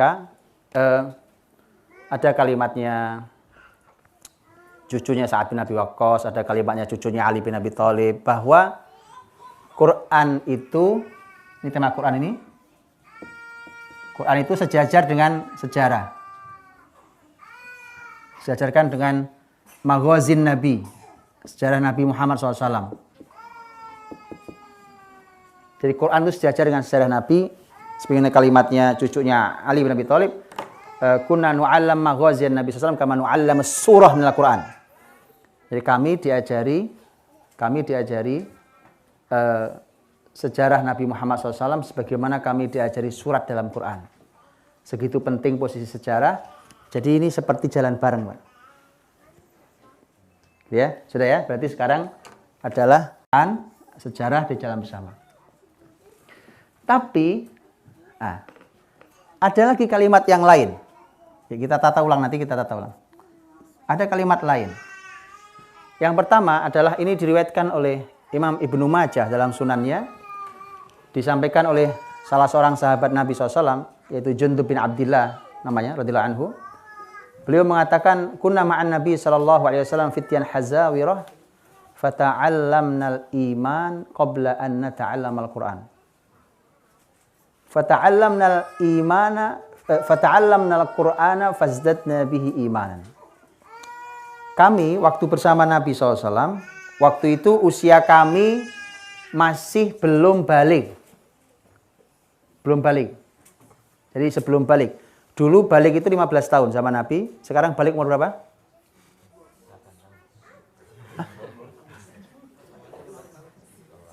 Kecepatan sekarang ya. Balik kecepatan. Fisiknya matang sebelum waktunya. Dugaan saya, wallahu alam. Ini dugaan saya, wallahu alam. Kalau zaman kembali membaik, maka usia balik mereka akan kembali ke 15. Wallahu alam. Ini kajian saya, tapi mungkin kita cek ya. Kenapa? Karena balik itu kan berhubungan dengan organ tubuh. Kematangan organ tubuh. Dia matang sebelum waktunya. Kenapa? Karena terlalu banyak pandangan di luar yang nggak jelas. Informasi, ya, input yang masuk ke generasi ini dari matanya, dari telinganya, yang masuk itu membuat dia matang sebelum waktunya. Wallahu a'lam, 15 tahun. Oke, manapun. Jadi kata sahabat tadi, kami sebelum balik diajari oleh Nabi iman, diajari ilmu iman sebelum ilmu Quran. Nah, ini apalagi nih? Ya. Kami diajari iman sebelum Quran. Jadi kalau mau ini kalimat sahabat, kemudian kami belajar Quran, dengan belajar Quran itu bertambahlah iman kami. Karena teman-teman dari kalimat inilah kita bisa melihat, hari ini bahkan orang bisa menganggap dirinya doktor tafsir, tapi tersesat jalan. Sekarang antum tahu sebabnya? Sahabat dulu belajar iman sebelum Quran, begitu masuk ke Quran, imannya nambah. Setiap belajar ayat, iman nambah. Belajar ayat, iman nambah. Kalau orang sudah pakar bidang tafsir, tapi kemudian kok tersesat jalan, maka mesti ada yang salah di sini. Itu satu, nanti kita tata ulang dengan ayat. Kemudian yang kedua adalah kalimat para ulama. Para ulama dengan menyimpulkan semua yang di peradaban Islam, yang di pendidikan Islam ini, mereka mengatakan ada pembahasan namanya al-adab qabla al-ilm. Belajarlah adab dulu sebelum belajar ilmu.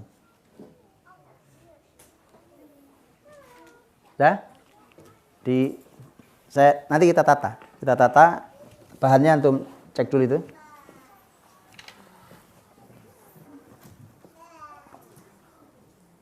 Paham ya? Yuk.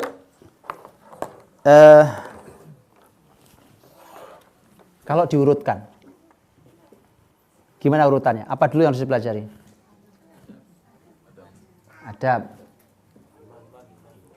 Terus gimana? Gimana urutannya gimana? Gimana urutannya? Gimana? Gimana? Adab, iman, apa?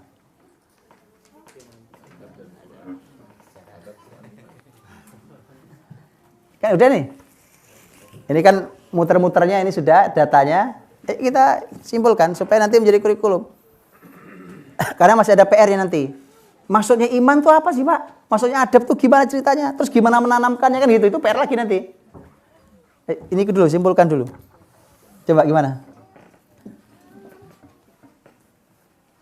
Gimana, teman?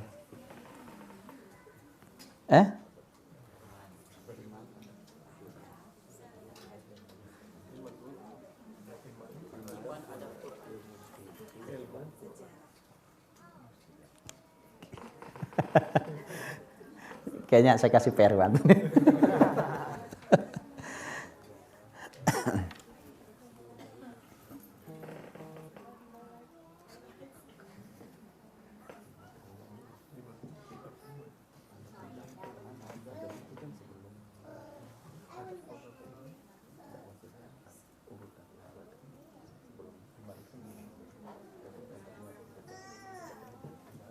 Gimana? Sudah? Baik, teman-teman ya. Ternyata yang ditanam nanti semua urutannya dirapikan ayat. Ya.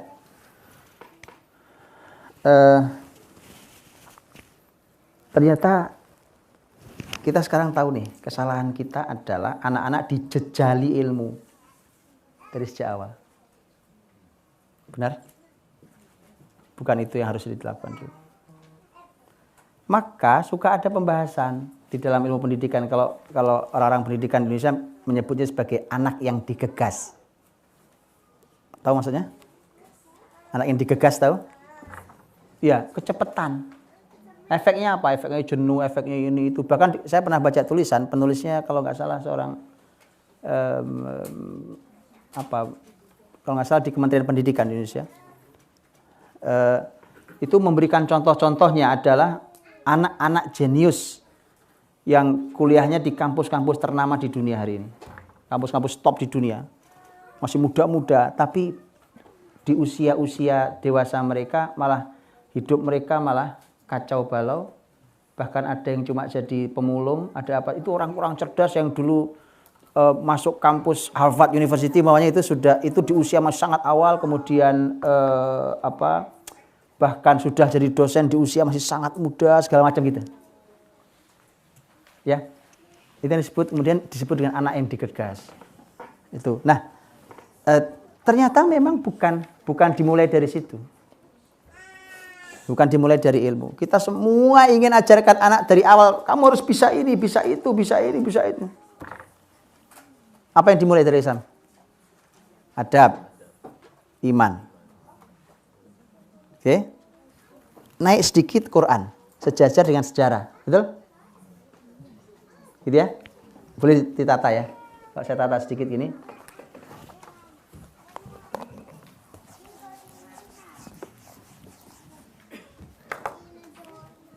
Baik, tadi ada adab. Ya. Kemudian ada iman.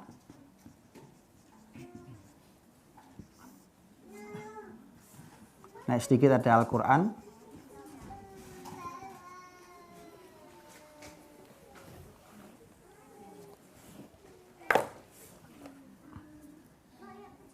Ada Al-Quran. Ini Al-Quran. Dan ada sejarah. Betul? Jangan nanya dulu, Pak belajar itu fisika di mana Pak? Belajar nanti sabar dikit ya. Belum masih mulai. Oke, karena ini juga masih harus dipertanyakan, ini belajarnya bagaimana ini? Ini belajarnya bagaimana? Terus ini maunya apa? Di sini ada bisa cerita. Ini gimana ceritanya, gitu ya?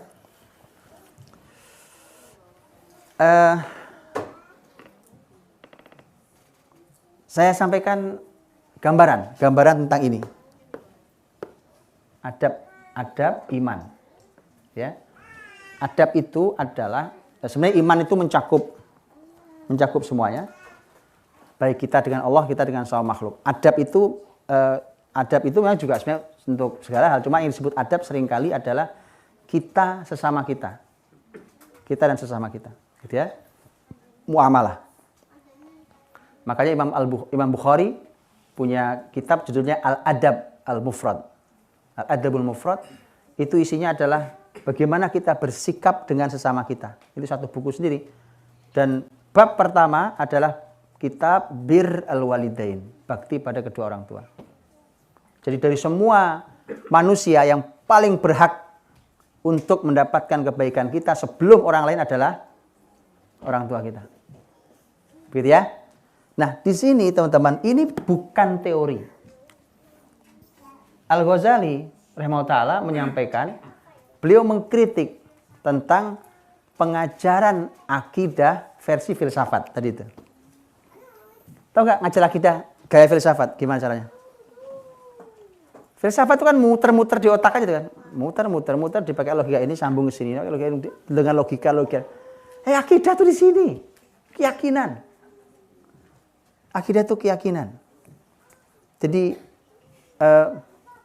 keyakinan itu artinya orang awam saja, Arab Badui saja yang tidak mengerti ilmu apa-apa itu bisa punya keyakinan itu.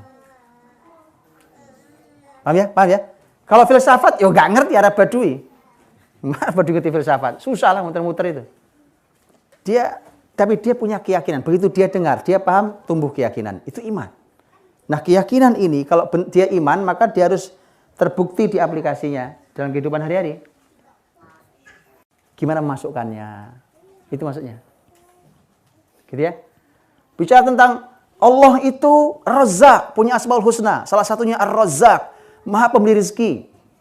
Gitu kan? Lah, ujung-ujungnya ngambil punya temannya kok dia. Punya temannya dikantongin juga. Orang yang yakin bahwa Allah Ar-Razzaq tidak mungkin ngambil jatah orang lain. Contoh, ya kan? Makanya itu ada. Cara terbaik untuk menanam ini tentu cara Nabi. Bagaimana Nabi menanamkan adab ini, menanamkan iman ini kepada para sahabatnya. Sekali lagi, kalau ilmu, teori yang disampaikan ilmu makanya kemudian mohon maaf ya, ada pelajaran. Di kita juga ada loh pelajaran namanya akidah akhlak. Kalau di Indonesia itu kurikulum Kementerian Agama ada pelajaran akidah akhlak. Ya, mungkin teman-teman sebagian ada yang pernah belajar itu ya. Tapi wallahu alam ya, apakah dulu saya juga pernah belajar kurikulum itu akidah akhlak. Apa mungkin karena saya terlalu nakal gitu ya? Kok perasaan belajar akidah gak numbuh? Belajar akhlak masalah gitu. Mungkin saya yang masalah gitu ya. Mungkin lebih baik menuduh diri sendiri lah ya. Tapi kemudian lirik kanan kiri sama aja ternyata gitu ya loh. Teman-teman kok sama aja gitu.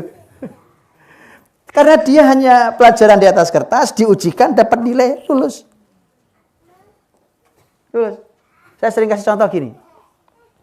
Anak-anak ditanya, sebutkan sholat 5 waktu. 1, 2, 3, oke. Setelah itu sholat subuh. Subuh itu kapan subuh itu mulainya? Disebutkan terbit fajar shodiq, tapi subuh nggak bangun. Gitu loh teman-teman. Paham ya? Ilmu ini harus sampai, karena kalau nggak sampai terus gimana menjalankannya? Ilmu harus sampai, tapi sangat penting adalah menanamkan itu. Nah, menanamkan itu, tadi teman-teman, ada pembahasan tentang sejarah itu memasukkan ke dalam hati, dimasukkan dalam hati dengan tema sejarah itu. Kemudian satu lagi, Al-Ghazali juga menyampaikan, mengenal Allah menggunakan ciptaan Allah. Jadi alam di sekeliling ini harus bisa mengait kita dengan iman kita. Saya kasih contoh prakteknya zaman Rasul. Antum bisa tiru dengan cara ini. Sahabat Nabi SAW Jabir bin Abdillah, Jarir bin Abdillah, sehingga saya Jarir bin Abdillah, waktu itu malam purnama di Madinah, kemudian mereka menikmati purnama itu, kemudian Nabi SAW datang, melihat anak muda sedang menikmati purnama itu, Nabi mengatakan di hadapan beberapa orang termasuk anak muda, kata Nabi, innakum satarawna rabbakum karu'yatikum hadzal badr la tudhamun. Kalian akan melihat Tuhan kalian nanti di surga sebagaimana kalian melihat purnama ini. Lihat purnama sampai ke Tuhan. Bisa caranya? Ini nih. Bukan hanya ini yang ciptakan Allah, nah enggak gitu. Bukan cuma itu sih oke, itu benar juga. Paham ya? Nih saya kasih contoh lain. Saya sering kasih contoh dengan surat Qaf. Nanti kalau Bapak Ibu buka surat Qaf, di awal-awal surat Qaf, Al-Qur'anil Majid dan seterusnya, sampai nanti pada ayat tentang masalah hujan. Lihat ayatnya, hujan. Ini metode Quran nih, cara bercerita tentang hujan. Oke, coba sebelum saya ceritakan ayatnya. Dulu kita belajar di sekolah tentang hujan di pelajaran apa? IPA ya? Isinya apa? Gini, coba isinya apa? Penguapan, terus awan, tiup angin, hujan. Habis itu ngapain? Nilai 100. Lihat cara Quran ngajar tentang hujan. Ini cuma satu ayat loh. Kalau digabung dengan ayat lain ajaib. Bahkan menemukan ilmu baru. Betulan? Saya kasih satu dulu nih. Lihat bagaimana. Jadi metodenya pun harus belajar ke Quran, teman. Dan itu nanam iman, bukan cuma oh ya Allah yang turunkan hujan, iya, tapi nanti malah konsep hujan kita juga salah, ya kan? Kalau ada hujan, orang tua bilang, ayo tuh masuk, jangan hujan-hujanan. Nanti pusing. Ya. Itu kasihan, Bu. Lihat, Allah berfirman. Surat Qaf ya, nanti buka ya. Lihat, 1. Allah berfirman, wa nazzalna minas sama'i ma'am mubaraka. Dan kami turunkan dari langit air yang diberkahi. Apa itu? Hujan. Tapi hujan itu definisinya air berkah. Ini cara belajar hujan nih. Ya, sudah? Makanya begitu hari ini kita udah salah jalan juga. Begitu ada hujan, masuk. Nanti hujan-hujanan sakit. Masa berkah bikin sakit? Di mana logikanya? Berkah tuh bikin sehat, bikin bahagia, Makanya dulu kalau hujan tuh teman-teman Nabi, sahabat itu keluar. Nabi pakai sorban. Betul? Nabi hujan, sorban dilepas sorbannya. Lepas. Nah, sahabat nanya, "Ya Rasulullah, kau lepas sorbanmu, kenapa?" Kata Nabi, "Innahu haditsu ahdin bi rabbih." Baru saja dia turun dari Tuhannya. Itu bahasa Rasulullah SAW. Ya kan?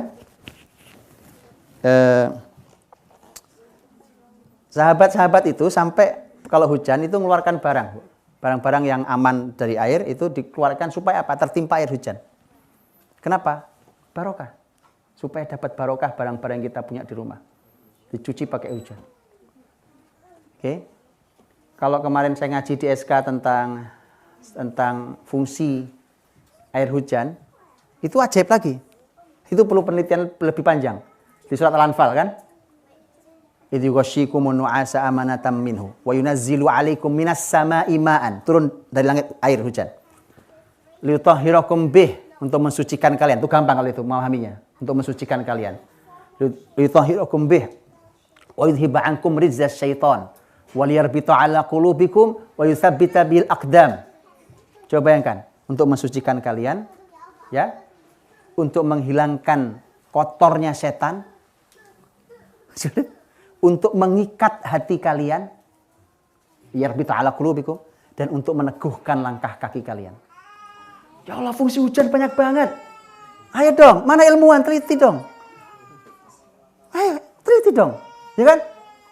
Ini loh Quran nantangin kita. Antum berarti akan menemukan pengobatan. Konsep pengobatan bukan?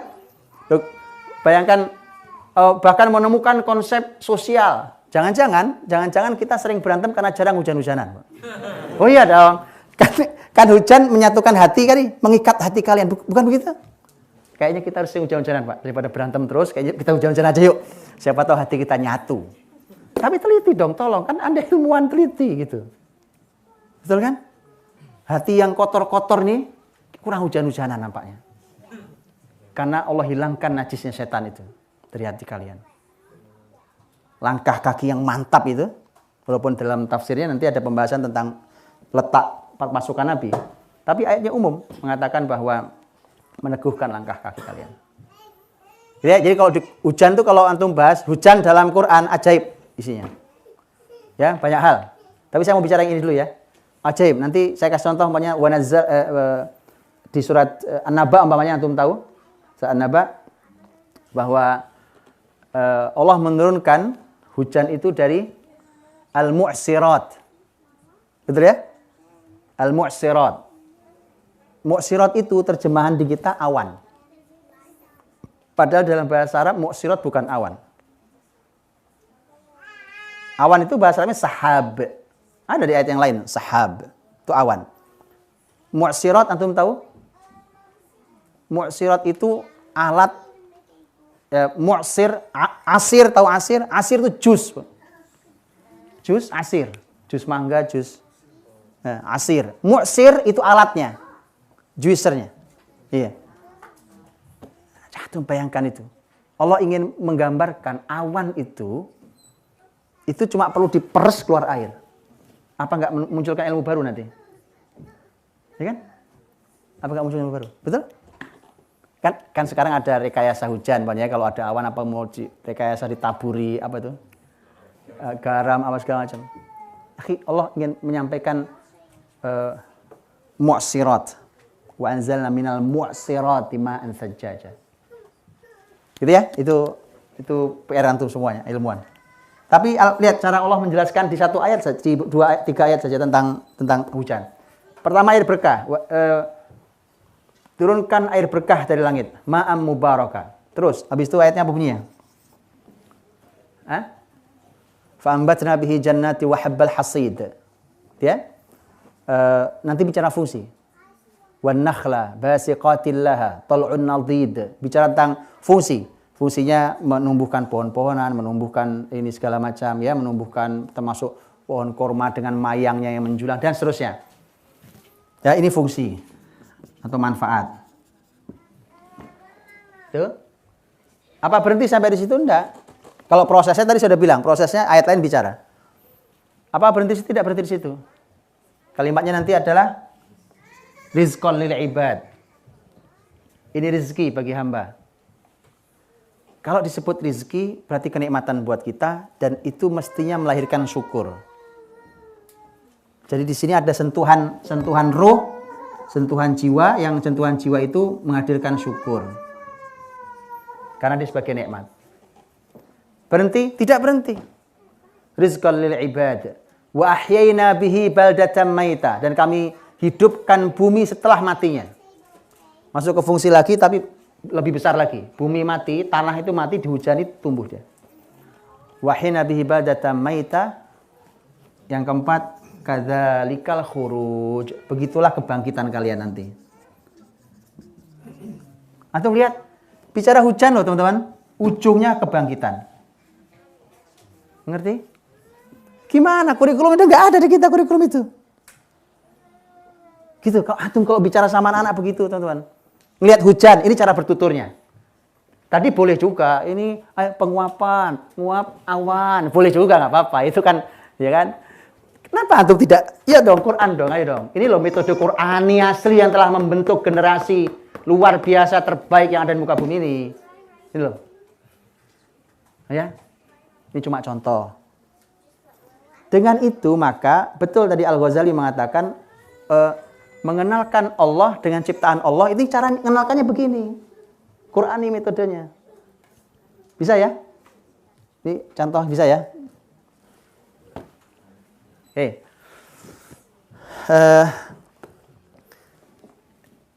Bicara tentang iman juga, bicara adab tadi sudah bilang, itu kita dengan sama kita, anak-anak mereka harus tahu tentang bukan hanya ilmu tapi praktek tentang birrul walidain, bakti pada orang tua, bagaimana dengan tema silaturahim, tema tetangga, tema tamu, tema adab-adab yang lain dengan semua orang, bahkan sampai dengan orang kafir. Itu semua adab. Ya, semua adab dan itu harus jadi praktek di mereka, bukan teori. Apa kewajiban kita pada orang tua? Bakti, ya kan? Bakti apa bentuknya? Ini sampai rumah bikin orang tuanya nangis, Pak. Enggak begitu. Harus dipraktek. Sesuatu kan harus dicoba, Pak. Dicoba, dibiasakan. Antum tahu kan? Dibiasakan sampai jadi kebiasaan. Harus latih memang. Harus latih. Makanya yang luar biasa teman-teman. Ini cuma contoh sedikit aja, mohon maaf ya.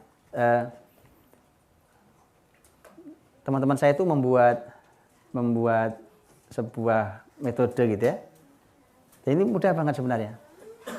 PR sekolah. Pekerjaan rumah itu kan ya PR aja biasanya kita PR kan. Ini enggak PR-nya. PR-nya itu sering kali membuat kejutan di rumah memang. Karena kan orang tua tidak tahu juga kadang PR-nya apa. Karena tiba-tiba anaknya nggak pernah ke dapur, tiba-tiba ke dapur ngambil gelas, ngaduk teh, kemudian disuguhkan pada ayahnya dan ibunya. Silakan, ya ibu. Kamu kena apa kamu nih? Gak pernah ke dapur. Tiba-tiba dia memaksa bapaknya untuk sini ya. Ngapain? Tidur. Sini, tidur. Ngapain? Tengkurap. Biar aku injek-injek. Diinjek-injek mana gitu ya. Terus dia bilang 2. Kamu kenapa berhitung 2 gitu? Lihat, perlu praktek. Semua kan perlu dipraktekkan tentunya, dilatih, dipraktekkan, dijaga hubungan sekolah dan rumah dan sekolah. Kenapa? Kadang-kadang PR-nya bunyinya begini. Saya juga kadang-kadang nanya, ini PR apa lagi yang antum kasih ke anak-anak nih? Kadang-kadang PR-nya gini, besok kalian harus melaporkan 3 amal soleh yang kalian lakukan untuk bapak ibu kalian.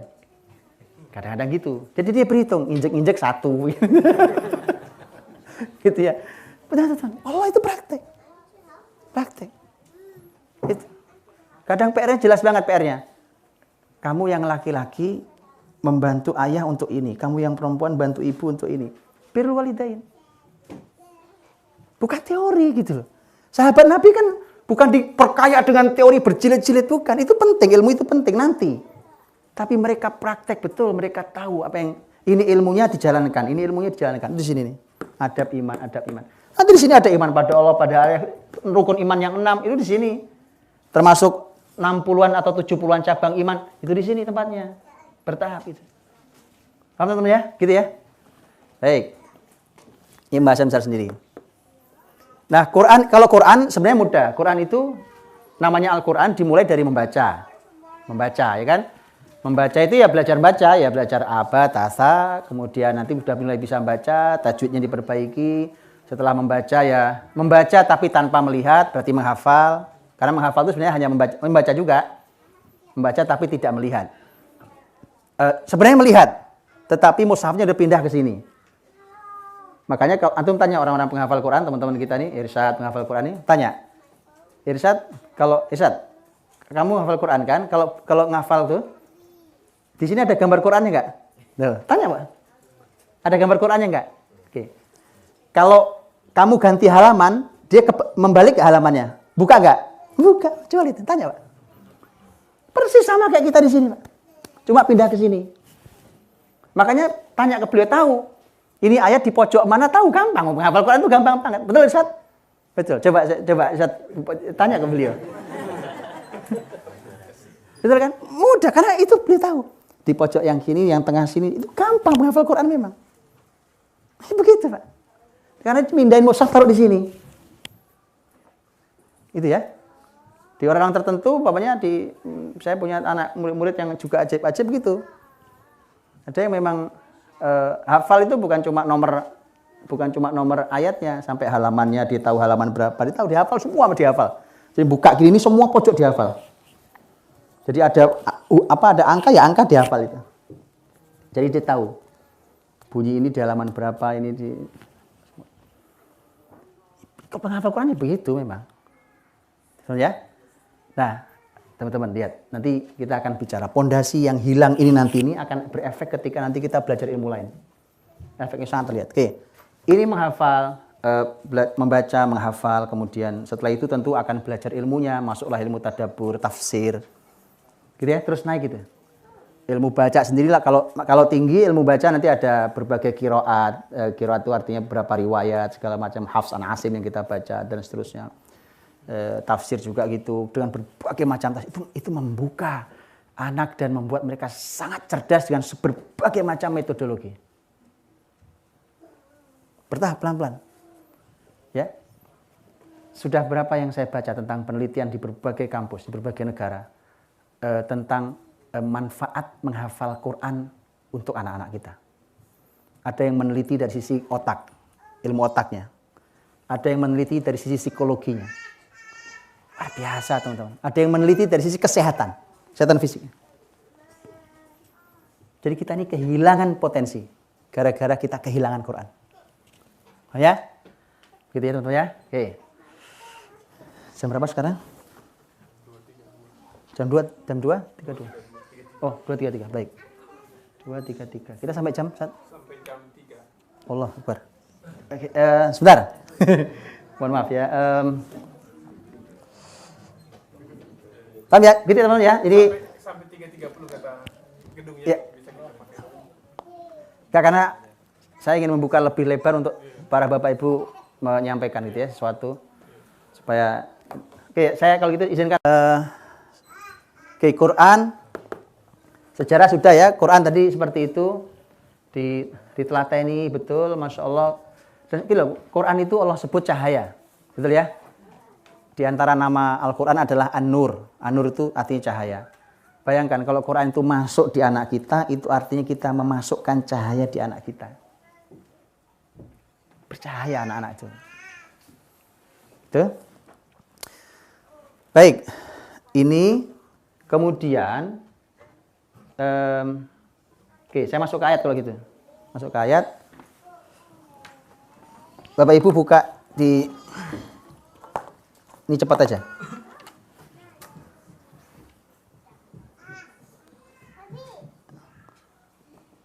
Nanti ada yang surat Al-Baqarah ayat 129. Ya, surat Al-Baqarah 129, kemudian ada surat Al-Jumu'ah ayat 2 dan surat Al-Baqarah 151. Ya. Al-Baqarah 129, urutannya gitu. Al-Baqarah 129, Al-Jumu'ah ayat 2 dan Al-Baqarah 151. Ya, saya ringkaskan saja ya karena saya ingin supaya ada banyak dialognya. Saya ringkaskan saja ayatnya. Begini ringkasannya. Ini kita hapusnya.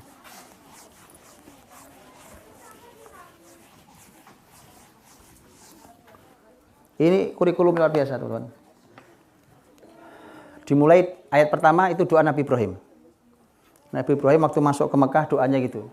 Rabbana wa ba'ats fihim rasulan minhum yatlu 'alaihim ayatika wa yu'allimuhumul kitaba wal hikmata wa yuzakkihim.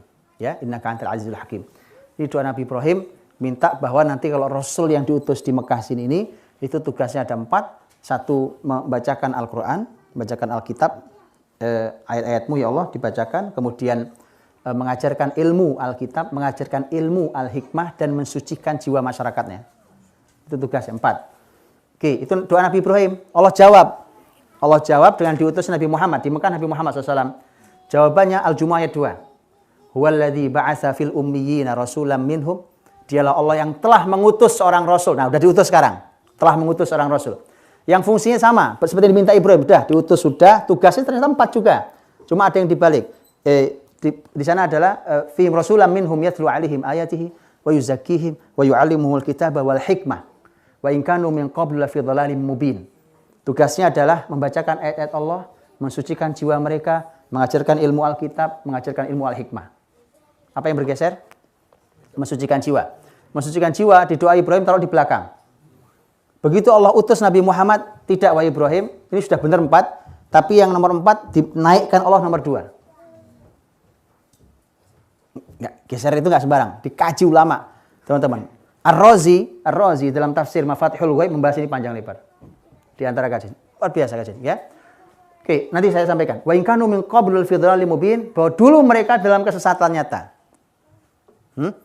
Jadi kesesatan nyata, ketersesatannya generasi, tersesatnya sebuah peradaban, itu selesai dengan metode ini saja. Maka kesalahan kita dalam target pendidikan adalah membuat anak pinter. Itu salah. Yang benar adalah mengeluarkan mereka dari ketersesatan yang nyata. Makanya di kita pinter iya, tersesat iya. Gitu ya? Oke, ayat itu maunya itu. Karena dulu kalian dalam kesesatan nyata. Dengan ini maka selesai. Oke. Yang 151 saya bacakan sekalian. Kama arsalna fikum rasulam minkum yatlu alaikum ayatina wa yuzakkikum wa yuallimukumul kitaba wal hikmata wa yuallimukum ma lam takunu ta'lamun. Sebagaimana telah kami utus seorang rasul di antara kalian yang tugasnya membacakan ayat-ayat kami pada kalian, mensucikan jiwa-jiwa kalian, mengajarkan ilmu Alkitab, mengajarkan ilmu al-hikmah, dan mengajarkan ilmu apa saja yang kalian tidak tahu. Yuk kita susun ya, susun. 3 ayat itu, teman-teman, susunannya menjadi gini, susunannya. Yang pertama adalah membacakan ayat. Ini nanti merangkai sini ya, membacakan ayat. Sudah. Yang kedua adalah mensucikan. Mensucikan jiwa. Naik lagi. Apa? Mengajarkan ilmu Alkitab. Oke, naik lagi. Mengajarkan ilmu Al-Hikmah. Oke, naik satu lagi. Apa? Apa? Ilmu apa saja yang manfaat. Ilmu manfaat. Oke, ini jawaban pertanyaan Bapak Ibu nanti. Di mana anak saya belajar matematika, fisika, kimia. Sudah tahu tempatnya? Maka tadi saya bilang dari depan, urutan tahapan, urutan tahapan. Bacakan ayat, digempur ayat, dibaca, diperdengarkan sampai dihafal. Satu ayat Al-Fatihah dihafal, besok Qul huwallahu ahad hafal, besok An-Nas, Al-Falaq hafal, terus gitu. Sampai 30 juz dihafal, membacakan ayat. Itu ada proses pensucian jiwa nanti. Di sini sudah ada proses pensucian jiwa. Di sini ada proses tambahan. Berarti ini hal yang terpisah. Karena ini kalau ini tidak mungkin dipisah kecuali memang ada perbedaan. Orang baca ayat bisa membantu pensucian jiwa, iya. Tetapi ini berarti harus ada tambahan. Selain ini mensucikan jiwa, mereka harus mulai dikenalkan dengan praktek ibadah, termasuk tadi mengenalkan ini adab iman itu masuk ke sini untuk mensucikan jiwa dulu. Saya sering mengibaratkan Bapak Ibu kalau Anda punya gelas atau punya bejana gitu, punya piring, mangkok, oke, mangkoknya kotor berdebu. Kemudian saya datangkan air yang paling jernih dari sumber di Australia ini, saya tuangkan di situ. Pertanyaan saya, Anda bisa minum airnya? Nggak bisa minum. Kenapa sebabnya? Airnya jernih loh, Sebabnya apa? Jadi tampungannya kotor. Generasi ini menjadi masalah adalah ilmu sebagus apapun, tampungannya kotor. Malah akhirnya mubazir, betul? Sayang, air yang jernih malah nggak bisa dipakai. Paham? Ini Islam, begini. Oke. Baru bicara ilmu. Ini ilmu. Paham? Ya di sini. Adab iman, ini detail caranya. Nah, di atasnya sini ini. Jadi di atasnya